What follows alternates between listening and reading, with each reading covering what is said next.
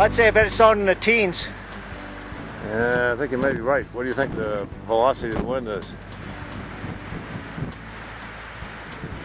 Maybe 10. But it, I can feel it. Just to feel it, it feels colder than 20.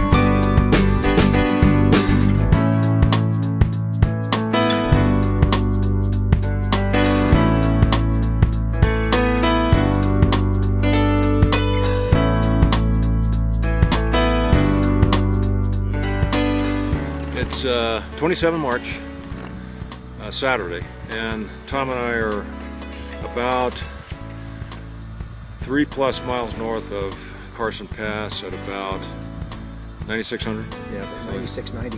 9,690, Yeah. according to the map. And our plan was to ski from Carson Pass along the west side of a ridge to Stevens Peak, which is about, it's a little over 10,000 feet, and we're about 0.6 of a mile as the crow flies from Stevens Peak, which is just north of us here. We didn't make it. Ran out of time. Snow conditions weren't exactly what we anticipated. So we're here at our lunch spot, and we're trying to make a decision as to whether the best way to go back. Should we retrace our steps, or should, as I thought, maybe go north into a draw, ski down to the valley, which is flat, and then ski on back over to the parking lot. So Tom's idea was to retrace our steps. Yeah, the reason I think we had to retrace is because if we go forward, we're going to hit some real steep contours. So we're going to have to traverse all the way back down, almost to the valley floor, and we'll get a little skiing in maybe this area, but then we'll hit the valley floor, and then we'll just have to walk the flats, and then we'll have to go on up over that ridge over there. And then we'll be back into maybe into some skiing. If we go back this way, all the while we were coming up, we were, aside from the real scree area here, we had a kind of a gentle slope. We kind of followed a gentle slope, so it looks like we could be able to get some skiing all the way back.